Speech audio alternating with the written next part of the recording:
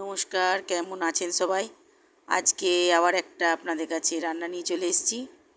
রান্নাটা হচ্ছে পটল চিংড়ি। অনেকেরই চেনা, অনেকেরই অচেনা, তাই আমার রান্নাঘরের নাম চেনা অচেনা। লাউ চিংড়ি খেয়েছেন, এঁচোড় চিংড়ি খেয়েছেন, পটল চিংড়ি। তো পটল চিংড়ি করতে কী কী লাগছে শুরু থেকে শেষ অবধি দেখবেন। পুরো ভিডিওটা মিস করবেন না।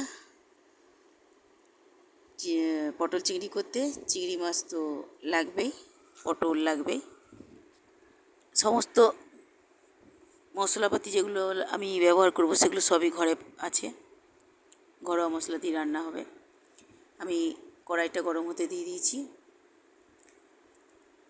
আর মাছটা ধুয়ে পরিষ্কার করে রেখেছিলাম, নুন হলুদ মাখিয়ে নিলাম। তেল গরম হয়ে গেছে, আমি মাছগুলো ভাজতে দিয়ে দিচ্ছি। মাছগুলো ভালো করে ভেজে নেব, খুব লাল করব না, কারণ চিংড়ি মাছ বেশি ভাজলে শক্ত হয়ে যাবে, তাই হালকা লাল করে তুলে নেব। চিংড়ি মাছগুলো ভাজা হচ্ছে। আপনারা আমার ভিডিও দেখেন কি না আমাকে কমেন্ট করে জানাবেন, ভালো লাগে কি না। ভালো লাগলে অবশ্যই একটা লাইক করে দেবেন, আর কোথা থেকে আপনারা আমার রান্না দেখছেন সেটাও কমেন্টে জানাতে ভুলবেন না। চিংড়ি মাছগুলো ভাজা হয়ে গেছে, আমি তুলে নিচ্ছি। তুলে নেওয়ার পরে এতে আমি আর তেল দেবো না, যে তেল দিয়েছি সেই তেলেই পটলগুলো ভেজে নেব। পটলগুলো খুব বড় পটল নিইনি, আমি ছোটো ছোটোই পটল নিয়েছি। একটু আড়ে করে এই যেভাবে আড়ে আড়ে কেটে নিয়েছি, ভালো করে ছালিয়ে কেটে ধুয়ে পরিষ্কার করে তেলের মধ্যে দিয়ে দিলাম আর ভেজে নেব। পটল যেহেতু নরম, একটু তেলে পড়লেই ভাজা হয়ে যাবে এক্ষুনি। পটলগুলো ভেজে তুলে নেব, নিয়ে ওই তেলেই আমি আলুটা দিয়ে দেবো। পটলগুলো প্রায় ভাজাই হয়ে এসছে, আর একটু নাড়াবো, আর একটু নাড়াচাড়া করে ভালো করে ভেজে তুলে নেব।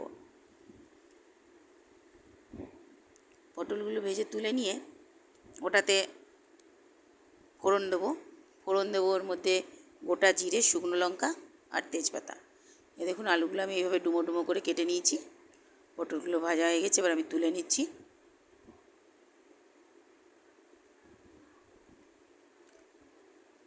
নাড়াচাড়া করে নিয়ে একটু তুলে নেব।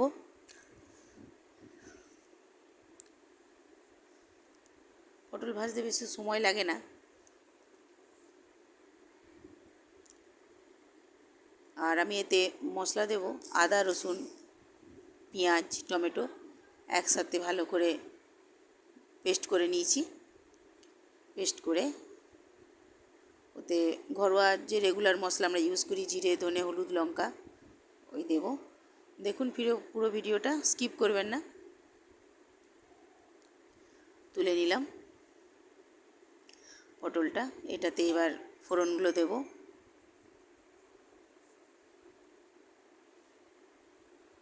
দেখুন এইভাবে ভেজে নিয়েছি। গোটা জিরে, শুকনো লঙ্কা ফাটিয়ে দেবেন, আর গ্যাসটা কিন্তু আমি সিমে রেখেছি। ফাটিয়ে না দিলে লঙ্কাটা তেলে পড়লে ফেটে যাবে, তখন চোখে মুখে লাগবে, তখন এক করতে এক হবে, রান্না করতে গিয়ে বিপদ। তাই যতটা সম্ভব সাবধানে রান্না করার চেষ্টা করবেন। গ্যাসটা আমি সিমে রেখেই করছি। সিমে রেখে রান্না করলে তরকারির স্বাদ ভালো আসে। মশলাটা ভাজা হয়ে গেছে, আমি এবার এটাতে আলুগুলো দিয়ে দিচ্ছি। আলুগুলো দিয়ে ভালো করে নাড়াচাড়া করে ভেজে নেব।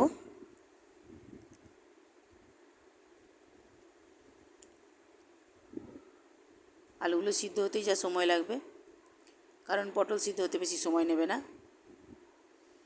আলুগুলো ভাজা হয়ে গেছে, লাল লাল করে একটু ভেজে নিতে হবে।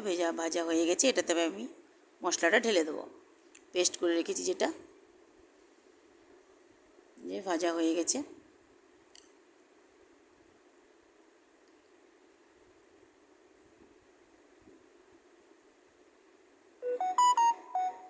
আমি পেস্টটা ঢেলে দিলাম। এবার এটাতেই আমি জিরে, ধনে, হলুদ, লঙ্কা গুঁড়ো, নুন স্বাদ মতো, নুন আমরা নুন কম খাই তাই কমই দিচ্ছি। আপনারা আপনাদের খাওয়ার মতো আন্দাজ মতো দেবেন। হলুদ, ধনে, আর রং করার জন্য আমি একটু কাশ্মীরি মির্চ দিচ্ছি, জিরে গুঁড়ো, সামান্য মিষ্টিও দেবো শেষে আমি।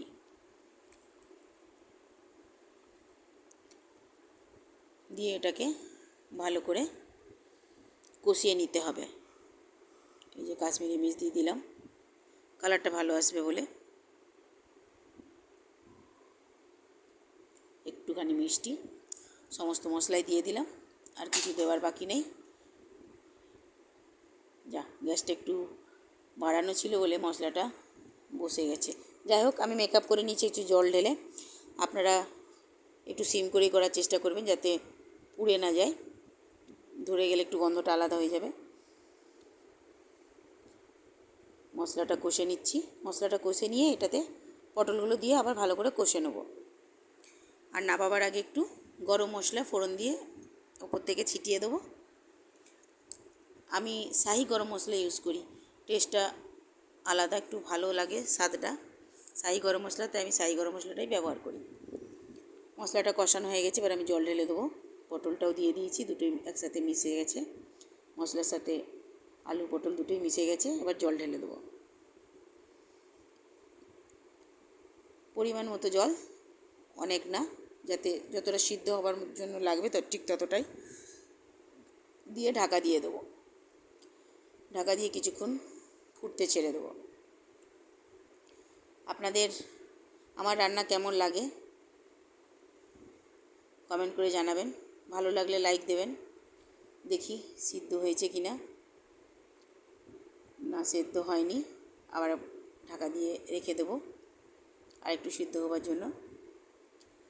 যেটা বলছিলাম, আপনাদের একটা লাইকে আমার আরও উৎসাহ জাগবে যে নতুন নতুন রান্না করে দেখাই আপনাদেরকে। আর আপনাদের যদি কোনো রান্না আমাকে দিয়ে করাবার ইচ্ছা হয় সেটাও লিখে জানাবেন কমেন্ট করে। আলু সিদ্ধ হয়ে গেছে, আমি চিংড়ি মাছটা দিয়ে দিচ্ছি। চিংড়ি মাছটা দিয়ে আমি একটু ওপর থেকে গরম মশলা দিয়ে ঢাকা দিয়ে দেবো। গরম মশলা দিয়ে দিলাম, একটু নাড়িয়ে ঢাকা দিয়ে গ্যাস বন্ধ করে দেবো।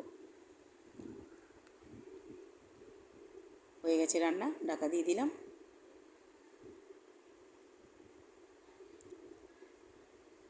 কেমন হয়েছে জানাবেন।